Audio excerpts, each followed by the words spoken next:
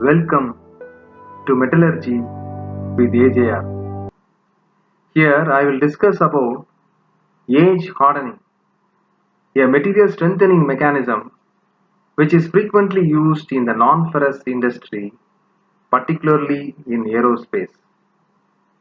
This age hardening or precipitation hardening is also very much employed in nickel-based alloy industry and in some stainless steel industry as a strengthening mechanism.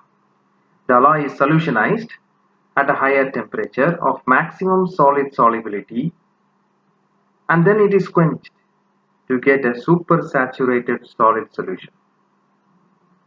After that, it is aged. Aging gives precipitates. These precipitation locks down the moment of dislocation. This contributes to the strengthening mechanism.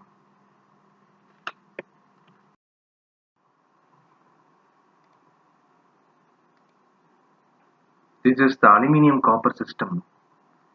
Aluminium 4.5% copper system. This is used for explaining the age hardening phenomenon. The material is taken to a single phase region here, that is alpha phase you can see, and also you can see at this particular temperature the material is held for a longer period of time so that you are getting a homogeneous solid solution. The temperature of our interest is around 500 degrees centigrade and 548 degrees centigrade. Then afterwards it is quenched. After quenching, you are getting a supersaturated solid solution. This supersaturated solid solution does not have any improvement in strength or in hardness. And the only way to improve is to go in for another treatment, that is aging. So the alloy is heated to a temperature below the solvers so that the atoms can diffuse to numerous sites to produce precipitates.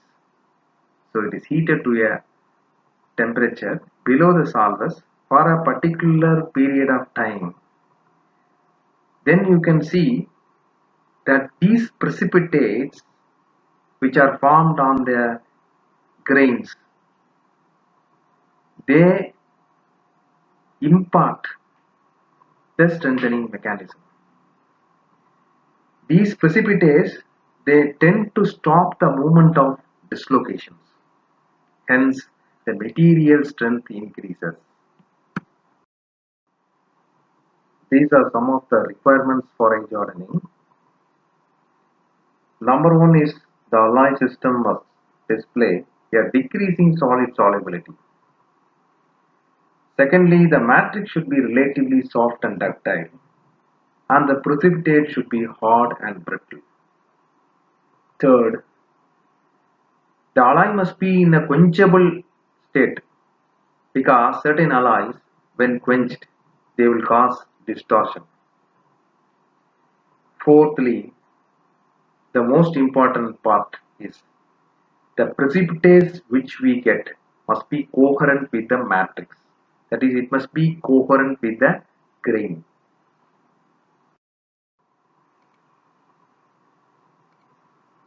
The graph shows the process of aging. Aging time at temperature is plotted in the x-axis and strength and hardness is plotted in the y-axis. You can see the curve is slowly increasing. Precipitate starts forming. Coherent precipitate called Guinier-Preston zones form. They are ordered copper-rich atoms.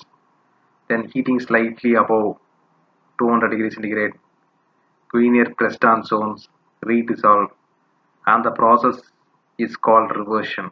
Overlapping with the GP zone formation, the theta dash and theta double dash precipitate partially coherent with the matrix form.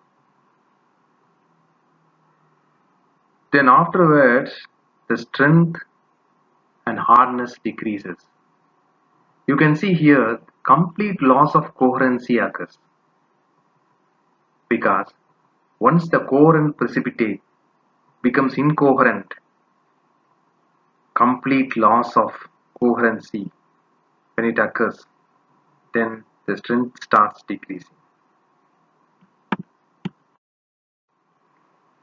Here are some conclusions drawn from age hardening.